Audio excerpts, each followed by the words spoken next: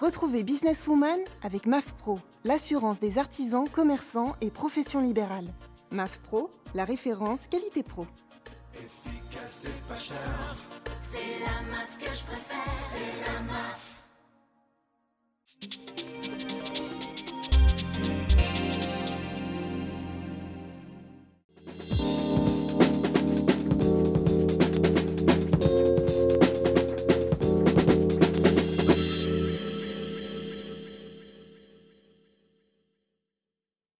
Bonjour et bienvenue dans Businesswoman, votre émission dédiée à l'entrepreneuriat au féminin, dédiée aujourd'hui à celles qui ont fait le choix d'entreprendre dans un métier d'homme.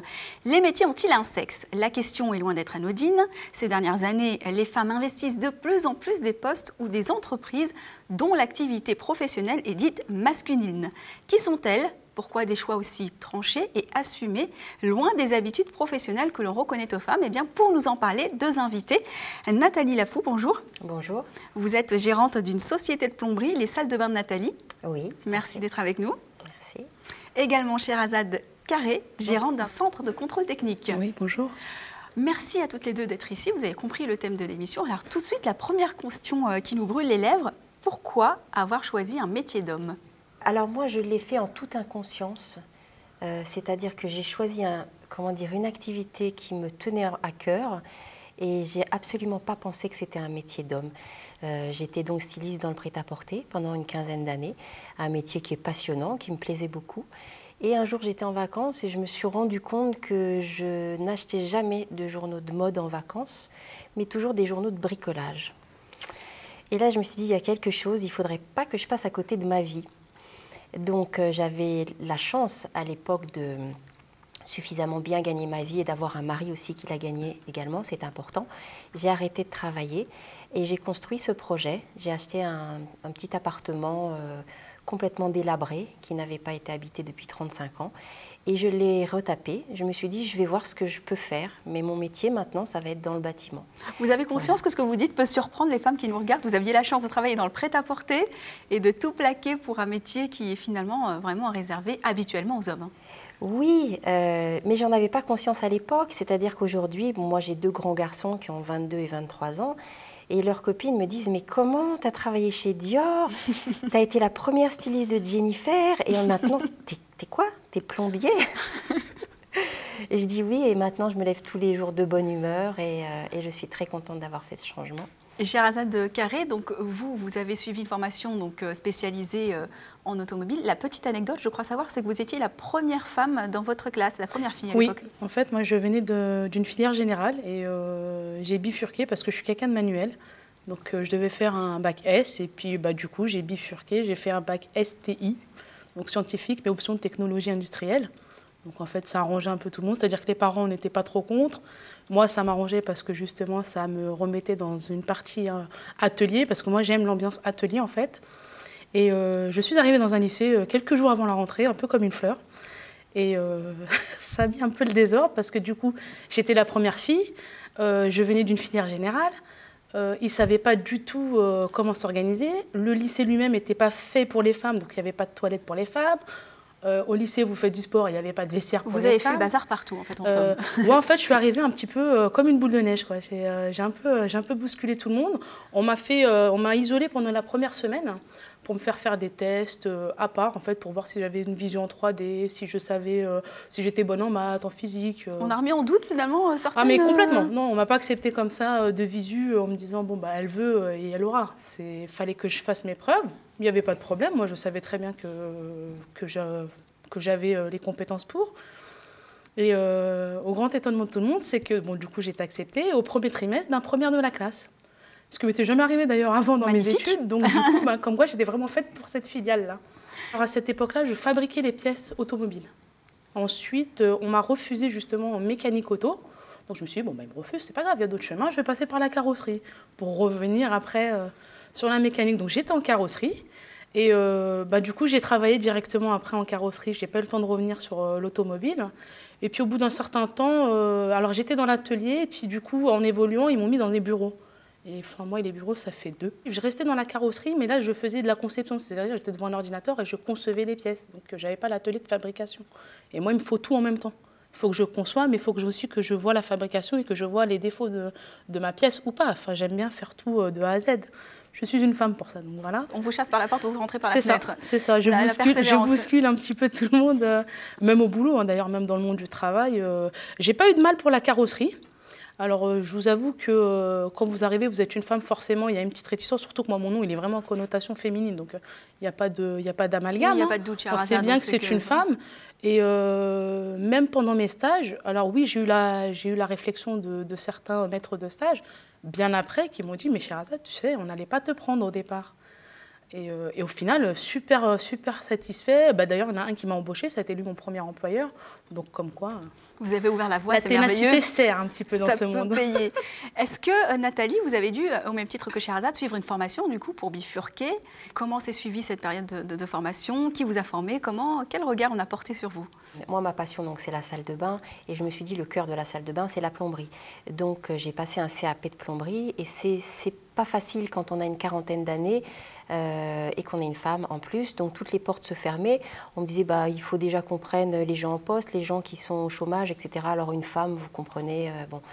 Et finalement, j'ai été prise dans un Greta. J'ai passé les examens, enfin les concours en fait. Hein. J'ai été prise dans un Greta. J'ai eu un petit peu la même réflexion que Sherazade, c'est-à-dire que le prof, à la fin de l'année, m'a dit « Tu sais, on ne voulait pas te prendre. Hein. » Mais bon, j'avais mon book et puis j'avais su convaincre. Et d'ailleurs, j'étais, comment on dit, déléguée de classe. Donc sur 20 plombiers, enfin on était 22 en fait, il y a eu une abstention. Donc je pense que c'est assez significatif parce qu'il y a une réticence au départ, mais ensuite lorsque les gens voient qu'on est motivé, qu'on travaille autant qu'eux, que c'est notre truc et que juste on n'est pas en concurrence, on n'est pas en compétition, mais juste on aime ce qu'on fait, ils oublient qu'on est une femme en fait. Dans les pays francophones, on a tendance à ne pas voir les compétences des gens, mais tout de suite voir soit le sexe, soit l'âge, soit les diplômes. Et moi, je trouve ça très dommage, hein, parce que ça ferme les portes à beaucoup de choses et du coup, les gens vont vers des filières qui peut-être ne leur conviennent pas. Alors oui, ils travaillent, oui, ils ont un salaire à la fin du mois, mais il n'y a pas d'épanouissement. Elle est épanouie, je pense que je suis épanouie aussi, moi, dans mon travail. Moi, j'ai toujours aimé mon travail. J'ai changé plusieurs fois de métier et je suis toujours revenue au monde de l'automobile. Mais j'ai fait que des métiers d'hommes, bizarrement.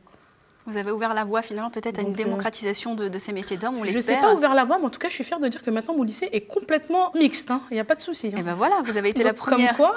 Alors, comment est perçue cette profession par votre entourage proche, famille, amis, conjoints ? Alors moi, j'ai la chance d'avoir une famille qui est très, très ouverte justement sur ce sujet-là et sur bien d'autres. Mes parents sont ingénieurs tous les deux. Ma mère a été l'une des premières ingénieures chez IBM.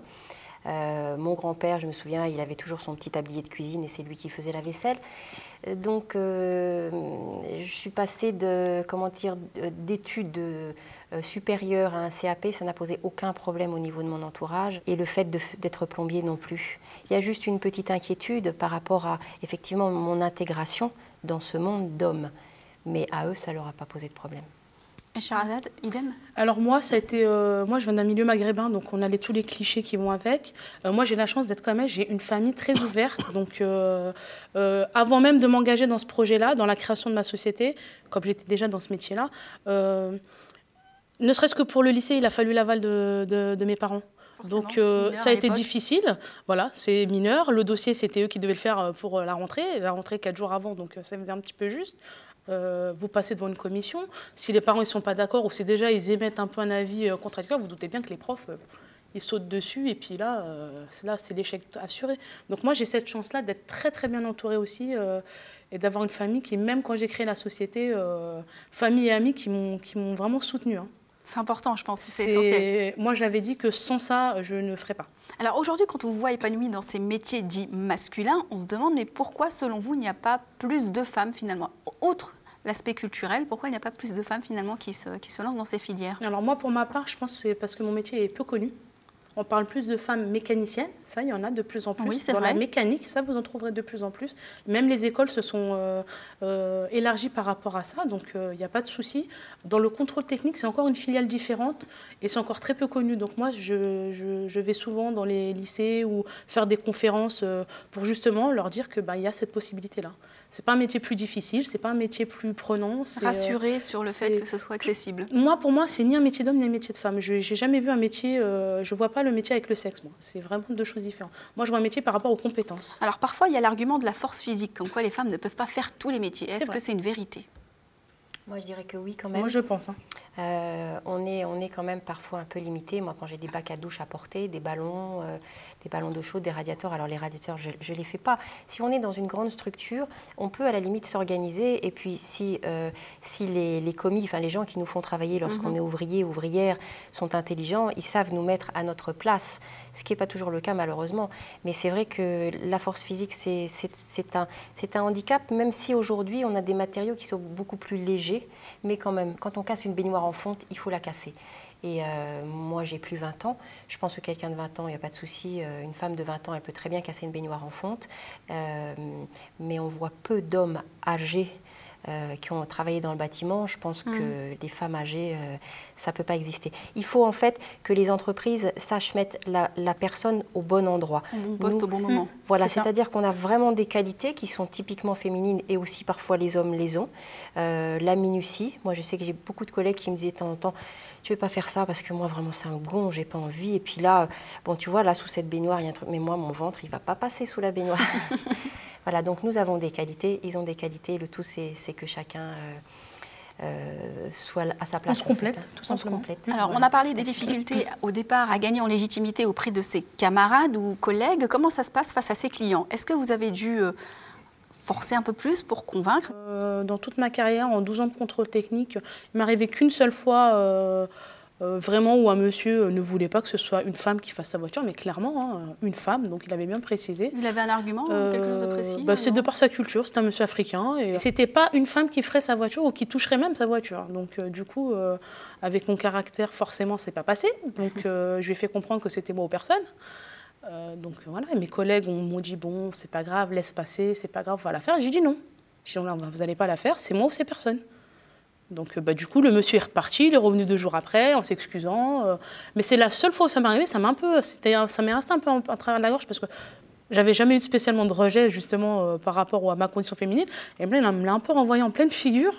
Parce que moi, je m'y sens bien, je suis comme un poisson dans l'eau, c'est mon élément. Donc, on ne voit même plus si je suis une femme ou un homme. Je fais mon métier, tout simplement. Donc, je ne me pose pas la question. Ça reste des cas hyper rares, très rares. Très donc, on très rare. Au contraire, c'est même un atout, je dirais, d'être une femme. On est plus posé, on explique beaucoup mieux, on fait les choses avec plus de précision. Je ne dis pas que les hommes n'ont pas ces qualités, mais... c'est complémentaire. Nathalie, auprès de vos clients, il y a eu peut-être des réticences quant à la légitimité ou pas de votre position? Non, enfin un exemple, comme Sherazade, un militaire à la retraite, pour lui c'était absolument pas possible. Alors moi j'ai pas le même tempérament que Sherazade, c'est tout en douceur, mais ça passe quand même, d'une façon ou d'une autre, ça passe quand même. Donc j'ai fait sa salle de bain et ça s'est très bien passé. Par contre, lorsqu'on ouvre la porte, on sonne, bonjour c'est le plombier, déjà à la voix. Ensuite quand on ouvre la porte, moi, je me souviens d'avoir eu 2 femmes, la mère et la fille, les mêmes physiquement, avec 20 ans d'écart. Elles ont ouvert la porte, elles m'ont dit oui, on attend le monsieur. Moi, j'ai dit écoutez, c'est moi le plombier, c'est vous qui voyez. Non, parce qu'il y a déjà 2 de vos confrères qui sont venus, donc maintenant encore, j'ai dit c'est vous qui voyez, vous avez une fuite, si vous voulez qu'on règle ça. Bon. Et c'est passé tout en douceur, j'ai trouvé la fuite, ensuite elles se sont excusées. Et c'est vraiment j'aurais aimé avoir des caméras en fait pour filmer le regard des gens lorsqu'ils ouvrent la porte. Voilà. Mais après, que du bonheur et comment dire, les gens sont beaucoup plus... moi, il s'agit de salle de bain, donc je rentre vraiment dans leur intimité. Complètement. Donc, se livre beaucoup plus facilement à moi. Et puis, tout ce qui est pratique, ergonomique, dans une salle de bain, il y a des choses qu'on a plus de difficultés peut-être à dire à un homme. Voilà. Merci toutes les deux d'être venues sur notre plateau et d'avoir ouvert peut-être la voie à de nouvelles perspectives professionnelles pour ces femmes qui nous regardent. Est-ce qu'en 2 mots, un petit conseil que vous pourrez donner à une entrepreneur qui nous regarde et qui aurait envie de faire ce choix professionnel? En 2 mots. Ne pas rester basé sur les clichés et suivre ses rêves, tout simplement. Et Nathalie? Oui, c'est un peu le même. Lorsqu'on se lève le matin, se dire qu'est-ce que j'ai envie de faire tous les jours de ma vie, c'est quoi ma vie? Faire ce qu'on aime. Voilà, faire ce qu'on aime. C'est ça. Ce seront les mots de la fin. Merci à vous d'avoir été avec nous. Merci à vous de nous avoir suivis. Quant à moi, je vous retrouve évidemment sur Demain TV, sur WeDoBiz, sur ellesentreprenent.com, mais également sur le site de la PCE. À très vite sur Businesswoman.